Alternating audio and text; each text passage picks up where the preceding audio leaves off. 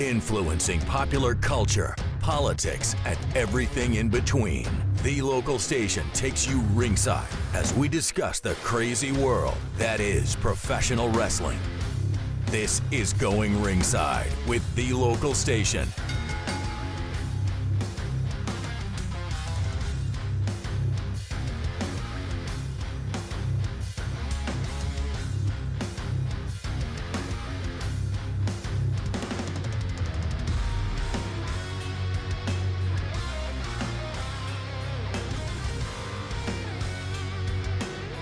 Well, we're joined by friend of the show, a guy we've had on a lot, Matt Riddle. Matt, thanks for joining us again. Hey, thanks for having me, bro. How are you? I'm doing great. You're a tag team champ now in BRCW. I am a tag team champion, the BRCW, the Boca Raton Championship Wrestling, also tag champion CCW, also down here in Florida.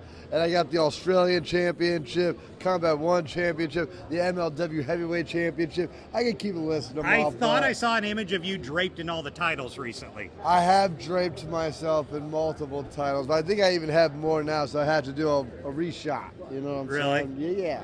How do you keep winning? Man, I don't know. I'm just lucky, I guess. Honestly, I put a lot of work into it, and I think the product speaks for itself. And I think when promoters and others meet me, I think they know it's the right move. You know, I have a way of, you know, projecting or putting eyes on championships and companies, and that's what I do. How are you physically doing now versus WWE? Do you feel as good as you did then, or? Dude, I feel better than I did then. You know, I feel like all my buddies are limping around with bad backs, and not saying that won't happen to me soon, but I don't know. I guess I was just built like this. I'm like a crash test dummy, and I feel great. I'm 39, going to be 40 in January, and feel good. I feel like I got at least 5 hard more years. I want to get your opinion on a couple things happening in Sure. the wrestling world now. One would be John Cena's retirement tour.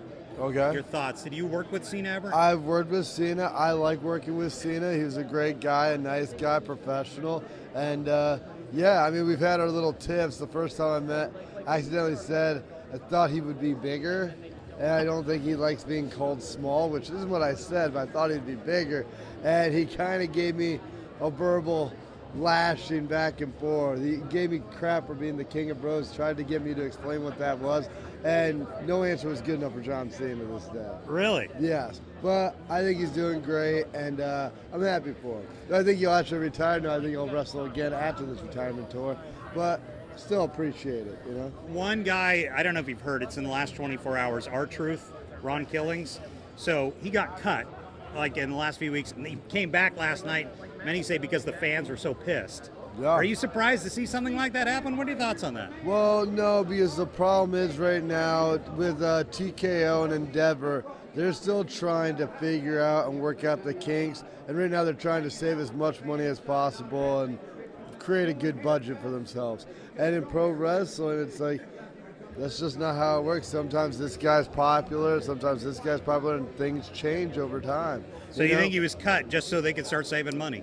I know for a fact. Yeah, they cut people so they can renegotiate their contracts. I already heard Roman Reigns is up for that, and they want to renegotiate his contract and others. So you see, Roman could be in the same issue that we're seeing. Yes, but Roman gets paid a lot of money, and even if he took a hit there and there, I think he would still be getting paid a lot of money. But R-Truth, you know, he's been there for what, decades? He's been there for a minute. And when you put your time in with a company like that, you get paid more, you know? And I think they didn't want to pay him what they were. And I would imagine they probably renegotiated. And at the top, you've dealt with the top of the business a lot.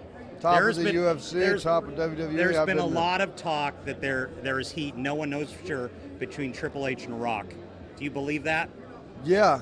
You do believe that? I believe all of it. I really do. I think with all the stocks being up for grabs, people selling, because I know Vince is sold, Steph is sold, Nick Khan is sold. Yeah. A lot of people are selling their stock, and usually you don't do that unless something's going on behind closed doors.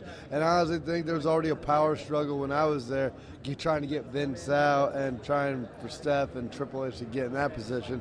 And now that they got him out, now it's Endeavor trying to get them out, or Rock, or whoever it is. So I think that's just the nature of the beast. Would you ever go back?